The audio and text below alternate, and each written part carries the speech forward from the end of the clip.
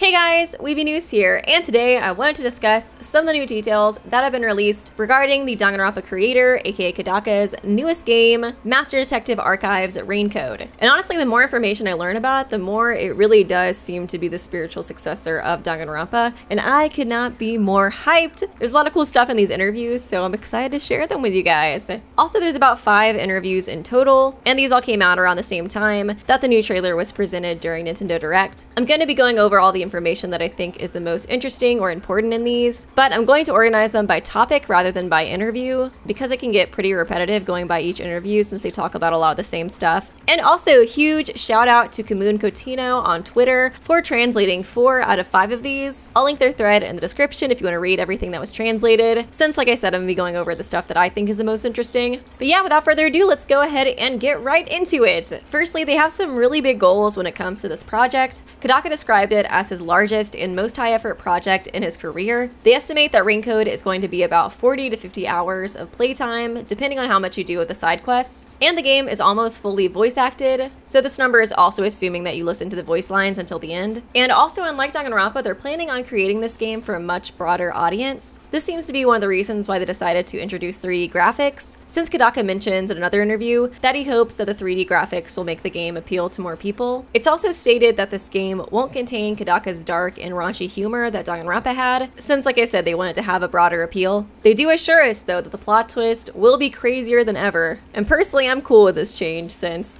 some of the humor in Danganronpa can be a little bit much, in my opinion. And what I really look forward to in games is the plot twists and the mysteries, so as long as those stay as crazy as ever, I'm down. As for how Raincode is the spiritual successor of Danganronpa, it's mentioned that Raincode is made for the fans who want more Danganronpa out of the Danganronpa man. New world, new gameplay, new 3D presentation, but the same feel, same pace, same bite and impact, same character direction, and same style of mystery solving. I'll get into the details of all of this in the video, and once you kind of see me go through them, you'll notice how much this game really does resemble Danganronpa. It feels like a new and improved Danganronpa, honestly. Kodaka mentions wanting it to be an investigation game that defines the decade, the same way that Ace Attorney defined the 2000s and Danganronpa defined the 2010s. With this in mind, just as Danganronpa evolved Ace Attorney's court battles into action puzzles, they think that Raincode should go a step further into the dungeon crawling element, changing visuals, traps, and monsters as you advance deeper into the mystery. So it really does feel like the next step in this genre that Kodaka feels he needs to take to keep spicing it up. I remember him mentioning in a V3 interview that he thought he had done everything to make the best Danganronpa game possible with V3, so I'm glad to see that his passion for this genre seems to be reignited by adding in these new elements, and I really look forward to seeing how the murders and mysteries take advantage of these new gameplay attributes, as well as the graphics to make even grander mysteries with bigger twists.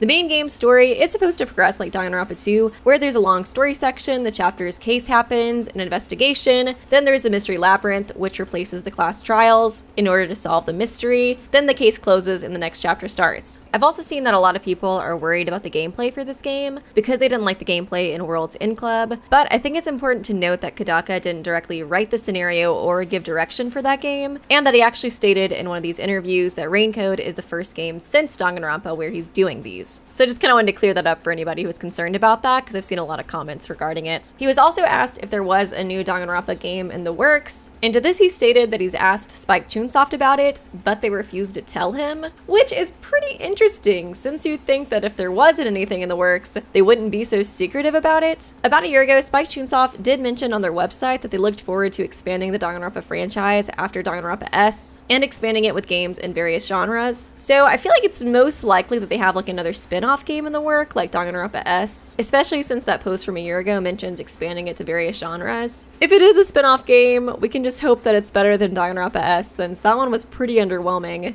But I still do have hope that they'll consider potentially doing a clean reboot of the franchise. In the meantime though, we do always have fangans. And while we're on the topic, may I recommend Danganronpa Another Despair Academy and Super Danganronpa Another 2. They're both really fun and they're both free to play. I'll link them in the description. I think they're so good. I honestly think anybody who likes Danganronpa would really like those fan games. Moving on though, let's discuss the story and the gameplay of Raincode. The main character is Yuma. His amnesia at the beginning of the game makes him start off more panicky than his usual default state. He remembers that he's a trainee detective, but doesn't remember why he made his pact with a Shinigami. In the interview with Nintendo Life, Kodaka agrees that Yuma is pretty similar to Naegi from Danganronpa 1, since they made both characters as plain as possible so that players players could easily sympathize with them. Yuma's memory loss is also meant to help players sympathize with him, since they'll be finding out events about the games and characters at the same time as he is. The Shinigami is meant to take on the role of support, as well as like the silly mascot character like Monokuma. Basically, Kodaka thought, what if Monokuma was your buddy cop teammate instead of your enemy? The idea behind Shinigami was to roll the mascot, the investigation partner, and the female lead all into one single character. As for the Shinigami's personality, she is a troublemaker, she spent centuries possessing detectives, and now she claims that she'll make a respectable detective out of Yuma, but she doesn't give a damn about human common sense. They decided to make Yuma more weak-willed than any of the Danganronpa protagonists too, because they wanted a main character who was unable to say no to the Shinigami's antics. So it seems like they'll really want her to shine the most out of the duo. One important thing that Comun noted was that the Shinigami's Japanese name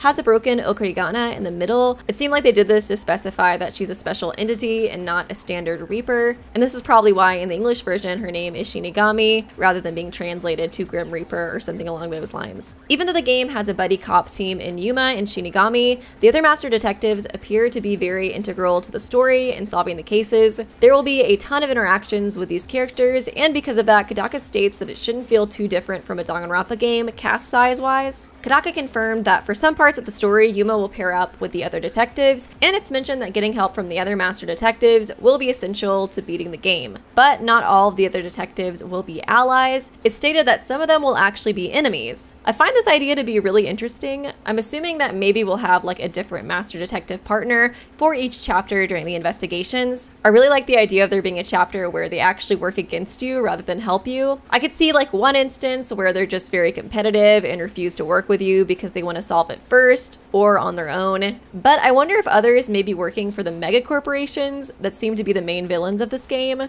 Like maybe there's a traitor working for the enemy among the master detectives. I could definitely see something like that happening. Another thing to note about the other master detectives is that they'll all have special investigative abilities. Kodaka compares these to Danganronpa's ultimate talents. One example of these special talents given was controlling bugs to investigate places you normally couldn't enter. It's also clarified that these talents are not superpowers, and that instead they're abilities that have been fostered by the organization the master detectives belong to, so similar to Hope's Peak Academy. I'm assuming for this one too the bugs are like robot bugs or something like that, since it does mention that they're not superpowers. And I think that would make sense too if they were like just really tiny drones. Then you could watch what was going on in the other room while they're like controlling it, you know what I mean? But we'll just have to wait and see. Also, the fact that the master detectives exist and have these special abilities is public knowledge in this world, and they're seen as heroes by the general public. On the other hand, Shinigami, who works alongside Yuma, is not known and can only be seen by Yuma. They mention that thanks to the master detective's abilities, the investigation sequences in Raincode will be a lot more varied than Danganronpa's, since whatever ability you have access to will change the procedure a lot. I'm glad to see them trying to add things to the investigation part. Like I mentioned in my process of elimination video, the Danganronpa investigations, in my opinion, are the weakest part of the game, just because it's such a big info dump and there's barely ever any like story breaks in between. Adding in these special abilities and having the opportunity to learn more about these master detectives during it, I think will help make them a lot more enjoyable. Although I do think I prefer a process of eliminations approach to improving investigations, just based off of the two summaries that I've seen for these, since it does seem to involve more gameplay aspects, which I think is the main thing I think would help make investigation parts a little less sluggish. To be fair, we don't totally know if there is going to be more gameplay stuff added into the investigations for this game. I hope that there is, but even if there isn't, I'm still looking forward to learning more about the characters during the investigation scenes, and I do think that will still help make them more enjoyable. The new characters are one of the things I'm looking forward to most with this new project, so I'm really glad that it seems like there's going to be some time for them to all shine during the main story. I was slightly concerned when I first heard about this game that these characters would like fade into the background and that it would just focus on Yuma and Shinigami. One of Danganronpa's biggest strengths, in my opinion, was a diverse and interesting supporting cast, so I'm really glad they seem to recognize that and plan to include a similar dynamic in this game. Speaking of the master detectives having their own time to shine,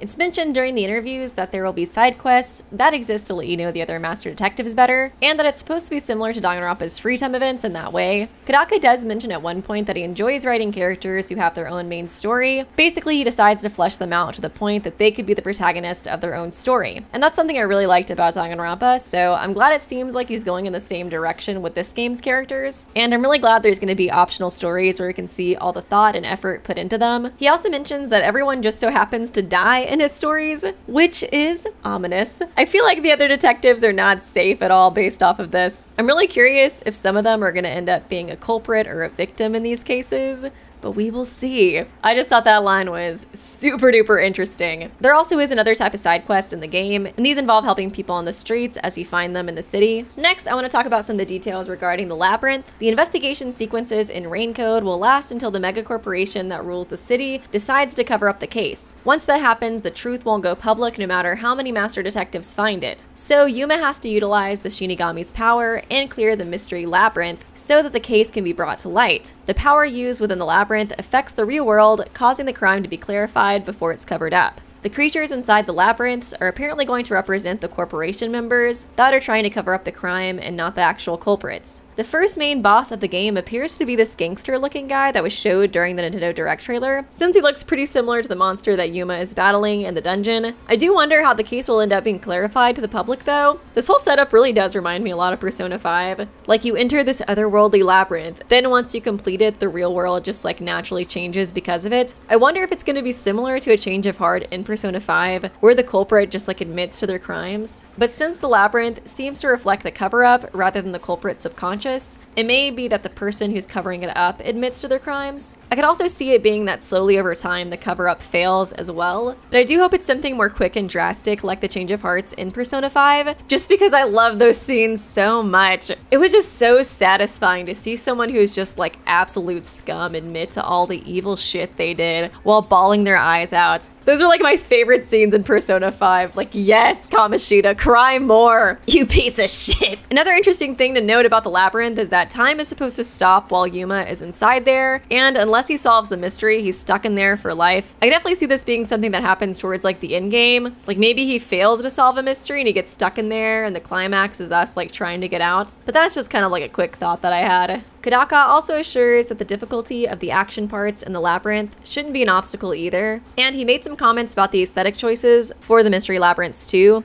These are places where you solve mysteries, and as you get closer to the truth, the scenery and the setting will also change, and that's something we wanted to show. In the mystery labyrinth, the real world rules don't apply, so there's going to be a lot of things that could happen. Like when you solve the mystery, the whole thing could change, so you can see the different environments. He mentioned that fans can expect it to be a mixture of Alice in Wonderland, as well as his style, so like the Danganronpa style. Also, the weapon that we see Yuma wield in the mystery labyrinth is a saber and not a katana, like some people thought. Kodaka mentioned that they decided not to use a gun or a bullet motif since they already used that in Danganronpa. Now I want to talk a little bit about the world and the city that it's going to be taking place in. They emphasize a lot that the city is not a place that takes place in the real world. They wanted it to be its own unique place. And size-wise, it's supposed to be bigger than Tokyo, but not by too much. As for the design, he mentions being inspired by London, as well as some other Asian cities. It is set in the same present time as us though, taking place in the 2020s. I feel like this could reflect the fact that they want it to be the mystery game that defines the 2020s, like I mentioned earlier in the video. And although there's some very advanced looking technology like the drone umbrellas, that's meant to show the advancements that were made because of the location and not because it's in the future. Like, the only reason that they don't exist now in the real world is because there's no real place that has enough rain to make them necessary. He also feels that futuristic murder mysteries aren't very viable because you have to consider technological evolutions. The rain in the city is apparently supposed to be pretty important to the plot too, but the reason for its importance was never further elaborated. The game is also described as a lucid noir adventure game. Part of the reason is because the lights within the city, specifically the neon lights, are a big element used in the game's world building and atmosphere. The other reason is because it's a noir type detective story with a main character who has amnesia and thus is not completely lucid. Kodaka mentioned several times in these interviews that one of the biggest differences between this game and Danganronpa is the fact that it has 3D graphics. One of the interviewers asked if there was any new murder tricks enabled by the 3D environment, and Kodaka actually says that it's the opposite, that a lot of things that were acceptable in Danganronpa due to the wonky 2D perspective wouldn't work in 3D, making the cases a lot harder to make. They also talk a little bit about the music for this game. They state that Kodaka gave Takeda his playlist of tracks from detective shows and movies to use as reference material, and requested to avoid making Raincode's soundtrack too similar to Danganronpa. The soundtrack is apparently low on the number of tracks, but the tracks have a lot of alternate versions. And then finally, they mentioned some future updates to look forward to while we wait on the game's release.